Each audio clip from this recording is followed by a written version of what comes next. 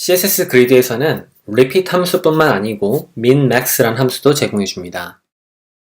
이름이 의미하는 것처럼 최소값과 최대값을 제공해주는 것인데요. repeat 함수는 내부에 사용할 수도 있고요.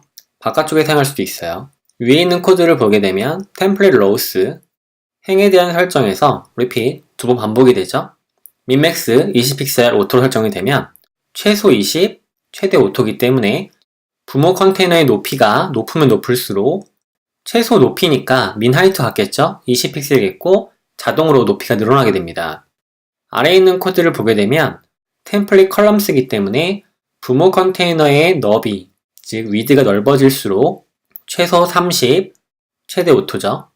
repeat 3, 1 FR이 됩니다. 30픽셀은 고정 형태였지만 오토 값이 있기 때문에 자동으로 늘어나게 되고요.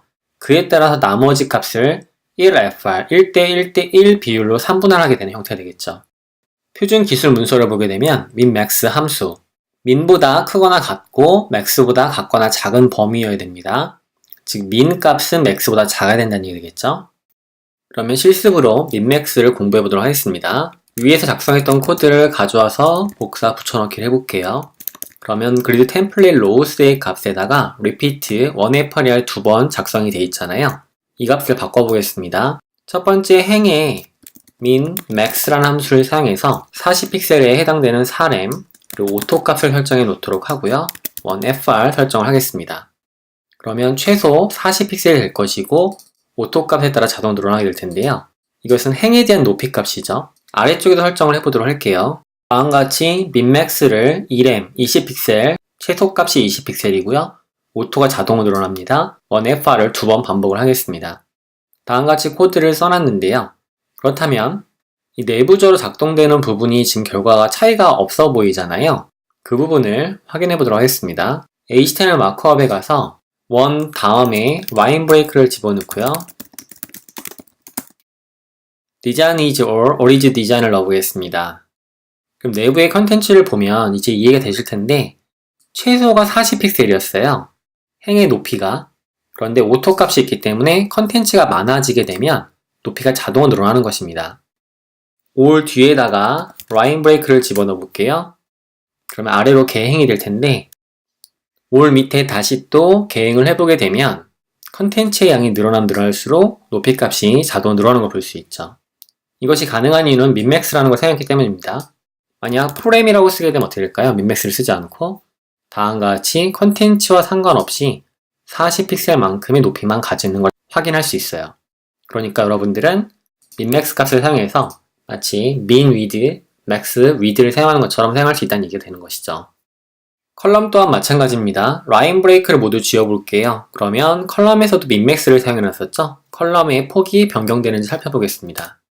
결과를 보게 되면 역시나 min-max 값을 사용했기 때문에 최소값 2램 20픽셀 이상 오토로 자동 설정이 되고요. 나머지 공간을 1FR로 나누는 것을 확인할 수 있는 것이죠. min-max 함수 어떻게 쓰는지 이해되셨죠? 오토값 대신에 1FR을 집어넣고요. 최소값을 100픽셀로 설정할 수도 있겠죠? repeat 설정을 안 했네요. repeat 2 두 번 반복을 하고 최소값으로 10램을 사용하게 되면 10램이라는 높이값을 최소로 쓰고 내용 컨텐츠 많아지게 되면 자동으로 늘어나는 형태로 쓸 수 있는데 1FR이라는 것은 어떤 값인가요? 비율을 나누는 거죠. 자동값을 쓰고 싶다면 오토를 사용하시면 되겠죠.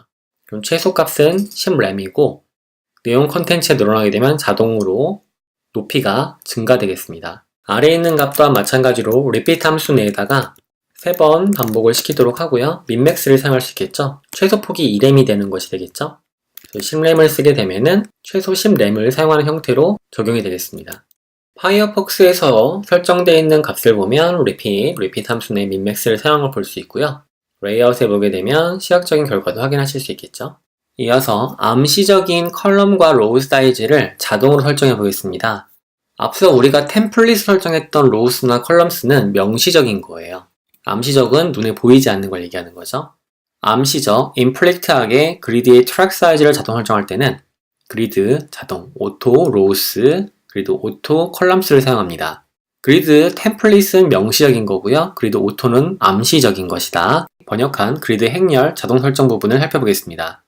암시적인 그리드 행렬 트랙 사이즈를 자동으로 설정하게 되고요.